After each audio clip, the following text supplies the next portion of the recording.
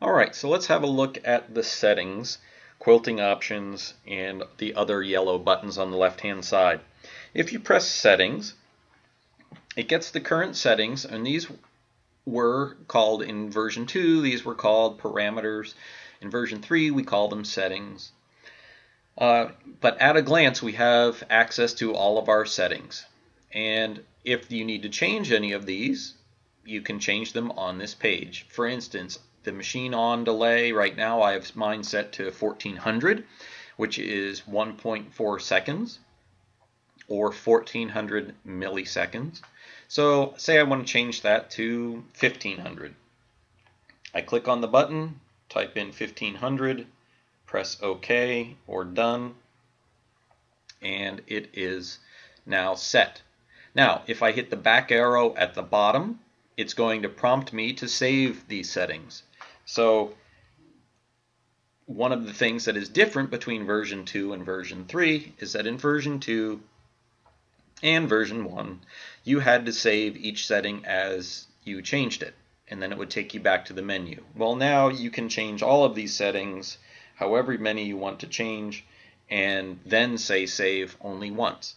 Now, there's two ways to get out of this menu. One is to press save, which is at the lower right, and the other way is to hit the back arrow, which is at the bottom, a part of the Android operating system. Hitting the back arrow brings up the screen that says, would you like to save the settings before exiting? If you want to save them, press yes. If you do not, say no. I'm going to say yes. Sure, we'll save it. The next thing we have, the next button is Quilting Options. Quilting Options gives you a couple of options within the app. One is called Modify Page Render Delay.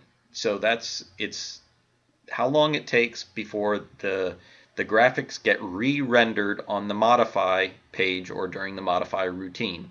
A good thing is 2000, which is 2 seconds. If you have a particularly speedy tablet that is really good at processing, you might want to drop that down to 500. It's really your choice. I have mine set at 2000. It could probably be, on this particular tablet, it could probably be a second. So I'll save it as that. We only use, at the current time, we only use one notification sound, and that is when the quilting is done, we have a little chime that comes on. If you like the chime, leave that checkbox checked. If you don't like the chime, uncheck that. We have a button for upgrade firmware, and this would be used really at your own risk, and I suggest not doing it because we don't have a firmware upgrade yet. This would be if we had to upgrade the firmware from version 3.04 at some point in the future. If you downgrade your system to 2.09, there is no way to go back to 3.04 unless you send the QBOT head in, and we will install it here. Okay, so I'm going to press the button, Upgrade Firmware, and it gives you a menu. It gives another choice, and it says, the options menu will disappear on the QBOT head, or will appear on the QBOT head. Then the wireless link will be disconnected and the app will close. Follow the prompts on the QBOT head to finish the update process. Cancel or OK update. So I am going to cancel this. This is choice 1 to cancel out of upgrading the firmware. If you said OK, that's great. I do want to continue with this. The app would close just like it says, and a menu shows up on QBOT, and you would upgrade the firmware from an SD card the same way we've always upgraded it. But we have a few steps in there to make sure that you do this. So there's no inadvertent, accidental changing of the firmware. And hopefully everyone will stay with 3.04. There is no reason to downgrade. All right, next thing is tie-off stitches. Start and end. You can just turn those on at the starting or ending.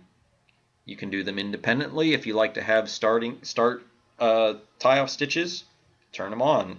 If you like to have them at the end as well, turn them on. If you don't like any at all, keep them off.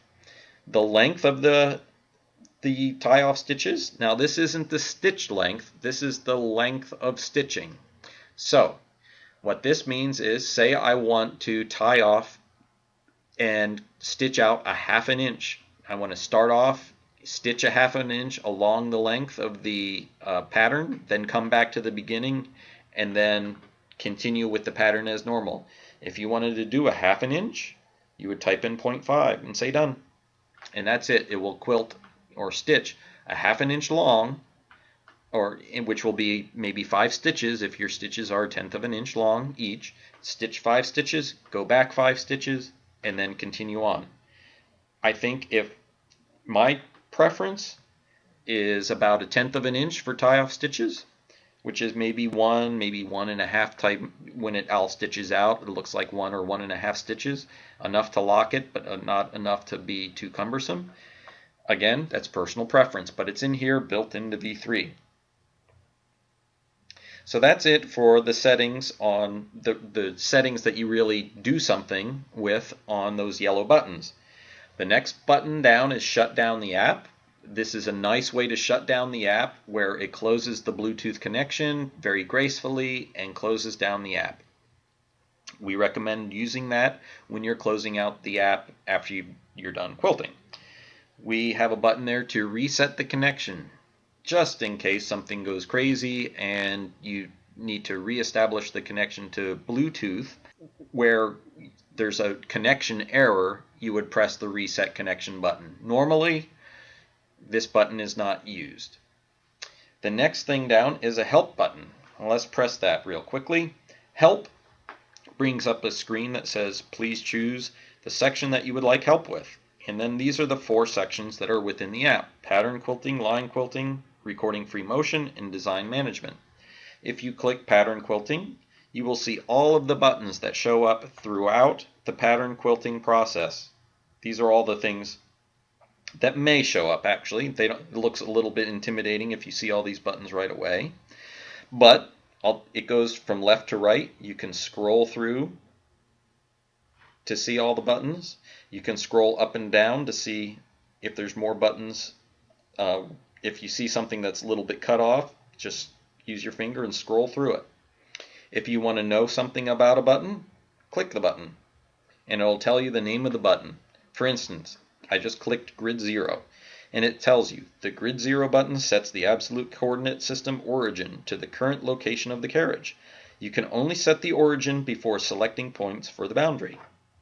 Good to know. If I want to know what this button is, this proportion-y looking thing, I can click that and it tells you about the proportion button. Press this button to choose between proportional on and non-proportional scaling. And then it gives you a little bit more about that button, which is a really powerful button. If we go down, we have some things that how we change our motor speed. We can hit the turtle. By pressing that button lowers the maximum speed of QBOT. Hitting the rabbit raises the maximum speed. Some neat buttons here is the percent restart keys. When you do a percent restart, you can directly input the percentage that you want to go to. You can advance or go forward or backward by 100 nodes at a time, 10 nodes at a time, or a single node at a time to get to the precise location. You can turn on your magnifying glass to pan and zoom to really zoom into the design, which is really a great feature when you're doing an edge to edge that's 8 feet long and 4 inches tall, and it looks very small on the screen. When you want to do a restart, you hit the magnifying glass and you can zoom in exactly where you need to be. And then at the end, save pattern, another chain, overlay, and exit. And these are the buttons that have to do with pattern quilting. You can go through the other buttons and it will guide you through what those buttons do for those different sections. So that's it for just those general overview of the yellow buttons and what's behind them. And the next thing we'll do is we'll get to quilting.